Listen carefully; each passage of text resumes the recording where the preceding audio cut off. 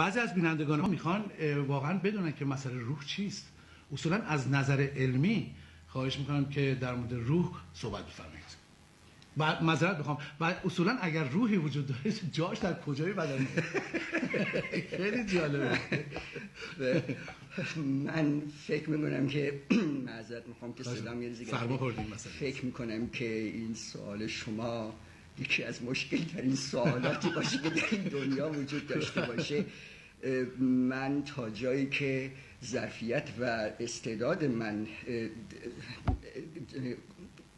بخواد میتونم که به سوالات شما جواب بدم، ولی یقین بدانید که با موافقت همگی هم روبرو نخواهم شد، چون عقاید در این باره مختلفه. ولی همونطور که فرمودید ما از بچگی مسئله روح رو یاد گرفتیم و اون هم به علت اعتقادات و عقاید، حالا وابسته به هر مرام و مسلکی هم که افراد باشند، به همه ما یاد داده شده که روح در انسان هست. و خود من هم دانایی و آگاهی اولیه درباره روح رو از همین تعالیم یاد گرفتم. ولی خب بعدش علم و دانش و تحقیقات بهش اضافه شد.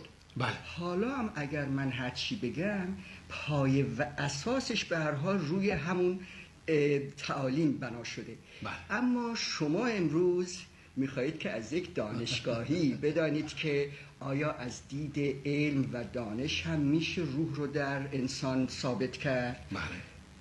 از دید من وجود روح در انسان ثابت شده، اما علم نمیتوانه یک دستگاهی رو اختراع کنه که به ما این روح رو نشان بده. این روحی که من به وجودش پی بردم چیزی نیست که من بتوانم لمسش کنم و یا بگذارمش زیر میکروسکوپ بگم این شکلیه. جا و محل به خصوصی هم در بدن نمیشه براش تعیین کرد، برای اینکه این روح مربوط میشه به همه وجود ما. از شاید که من سوال دیگه هم آماده کردم که از شما بپرسم، من که یکی از اون کارهای خیلی سخت برنامه‌های تلویزیونی ما بودی که در مورد روح صحبت کنیم. آقای پروفسور سمندری، خواهش کنم بفرمایید که اگر دستگاهی برای کشف روح نیست، شما چگونه به روح پی بردید؟ کلاً یه مقدار علمی‌تر برای بینندگان صحبت کنید. تحقیقات ما امروز به جایی رسیده که ما می‌دانیم که تمام این بدن انسان از 20 نوع مواد پروتئینی مختلف تشکیل شده. درصد مقدار اینها را ما می‌دانیم. این 20 ماده شیمیایی رو می‌شود در لابراتوار همش رو درست کرد. خب ما وقتی که اینها رو همه رو با هم مخلوط می‌کنیم چرا ازش یک انسان در نمیاد؟ دانشمندان حتی یک سلول رو هم نتونستن بسازن که این مثل سلول بدن کار کنه. فهم و ادراک من به اینجا میرسه که باید یک قدرتی وجود داشته باشه که به ما زندگی و حیات میده، قدرتی که مانع از متلاشی شدن این اعضا و سلول های بدن ما میشه، قدرتی که اصلا به زندگی ما شکل میده و شخصیت ما رو تعیین میکنه. این قدرت روح ماست که به عقیده من تمام اسرار زندگی درش نهفته شده. من که در رشته آناتومی باید انسان رو شناسایی کنم، باید مغز و فهمش رو شناسایی کنم و قلب و احساسش رو، به این نتیجه رسیدم که این روح در هر فردی وجود داره و بدون روح هیچ کدام ما نمیتونیم زنده بمانیم. اصلا که یه سوال دیگه هم نوشته بودم، به نظر شما این روح به چه طریق در بدن به وجود میاد؟ سوال سختیه. به قدرت اراده. این روحی که نه از ماده تشکیل شده و نه از جسم، این روحی که صدها رمز و اسرار درش نهفته شده، یک همچین روحی نمیتوانه اتفاقی و یا اجباری به وجود آمده باشه. ما کافیست که فقط 2-3 تا اسرار این خلقت رو به یاد بیاریم تا متوجه بشیم که هیچ کدام این مخلوقات نمیتوانند اتفاقی به وجود آمده باشند. ببینید این دنیای نامتناهی رو، این کهکشان بدون انتها، این ذرات پر از اسرار، صدها هزار سال طول کشید تا بشر فهمید که تمام موجودات از اتم و مولکول تشکیل شدن. الان ما وارد قرن 21 شدیم، هنوز دانشمندا به خوبی نمیدونن قدرت کشش این کرات از کجا میاد. ما اگر وارد هسته زمین بشیم همش سنگ و آتشه. این سنگ و آتش این قدرت کشش رو چجوری به وجود میاره؟ اگر شما این سوال رو از فیزیکدانها بکنید بهتون جواب میدن که خب همین است که هست دیگه، هر جسمی قدرت کشش توشه. این جواب یعنی ما نمیدانیم. تا به امروز کشفیات موفق شده نور رو 70,000 برابر قوی تر کنه و توسط آنتن‌های مخصوص و امواج رادیویی توانستن ستارگانی رو در این آسمان‌ها کشف کنن که 15 میلیارد سال نوری از ما فاصله داره و سرعت نور هم یعنی 300,000 کیلومتر در ثانیه. ببینید اینها اعدادی هستن که حتی شمردنش هم برای ما مشکل، تا چه برسه مفهومش. میتواند این فکر بشه که اینها همه اتفاقی به وجود آمدن؟ میشه این فکر رو کرد که این ستارگان خودشون رو به وجود آوردند؟ 4-5 سال پیش موقعی که ستاره شناسان با اون دستگاه‌های مخصوص خودشون مشغول مشاهده یک ستاره در همین کهکشان خود ما بودند، شاهد انفجار و منهدم شدن این ستاره شدند که البته 1-2 روز طول کشید تا این ستاره کاملا متلاشی شد.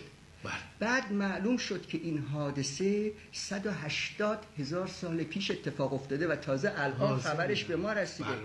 یعنی ما انسان‌ها 180,000 سال ستاره‌ای رو در این آسمان می‌دیدیم که دیگه وجود نداشته. همین الانش صدها ستاره رو می‌بینیم که دیگه وجود نداره و صدها ستاره‌ای هم به وجود آمده که هنوز نورش به ما نرسیده. بله. حالا اینها که مربوط میشه به آسمان‌ها، ما به اسرار و رموز همین زمین خودمون، کره زمین خودمون نتونستیم پی ببریم. الان که من و شما اینجا نشستیم، این کره زمین 3 حرکت مختلف رو در آن واحد داره انجام میده، ولی با چه سرعت‌هایی؟ یعنی با سرعت 1800 کیلومتر در ساعت داره دور خودش میچرخه. یعنی سریعتر از سرعت صوت. با سرعت 90,000 کیلومتر داره دور خورشید میچرخه. اصلا ما واقعا نمی‌فهمیم. و با سرعت صدها هزار کیلومتر داره این کره زمین در این محور منظومه شمسی دور مرکز کهکشان خودمون داره میچرخه. و همینطوری که گفتید ببینید این سرعت‌های خارق‌العاده رو ما نه حس می‌کنیم، احساس می‌کنیم، نه با کوچکترین سر و صدایی انجام میگیره و نه با کوچکترین ارتعاشاتی. خب از خودمون باید بپرسیم این موتور این کرات به این سنگینی کجان که این سرعت‌ها رو به وجود میاره بدون کوچکترین نوسانی؟ تازه این چند تا چیزی که گفته شد اینها یک مویی از دریای این اسرار خلقت رو به ما داره نشان میده. میشه این فکر کرد که اینها همه اتفاقی به وجود آمدن. میشه این فکر کرد که در این جو نامتناهی، این کره زمینی که از سنگ و آتش تشکیل شده، زمینی که خودش نه فهم داره، نه شعور داره، نه ادراک داره، نه احساس داره، انسانهایی رو به وجود آوردن که فهم دارن، ادراک دارن، شعور دارن، احساس دارن، انسانهایی که قدرت اختراعات و اکتشافات دارن. زمینی که خودش معذرت میخوام زمینی که خودش هیچ اراده ای از خودش نداره، این انسان‌هایی رو به وجود آورده که اراده دارن. تازه این چیزهایی که ما گفتیم اینها همه از ماده و جسم بودن که ما هیچی ازشون نمیدونیم. روح که ماده و جسم هم نیست، چجوری میتونیم مثلا به حقایقش پی ببریم؟ ما هنوز به اسرار یک سلول کاملا پی نبردیم.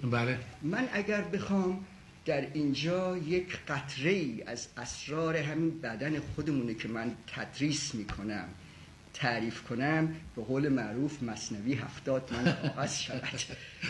این اسرار بی انتها، برداشت من اینه که این روح ما نمیتوانه اتفاقی به وجود آمده باشه. این روح ما فقط میتوانه ارادی و اختیاری به وجود آمده باشه، یعنی با قدرت خلاقه و با قدرت آفرینش. و در واقع علت اصلی این خلقت هم با تمام این ابهتش انسانه و علت اصلی انسان هم یعنی روحش. بله، به قدر شما شیرین صحبت میکنید که من فکر کنم که اصلا برنامه‌های دیگر پخش نکنیم، به صحبت‌های شما گوش کنیم. اصلا که برنامه‌های دیگر باید پخش بشه. من اینجا خودم شاهدم که بیانات سودمند سرکار خانم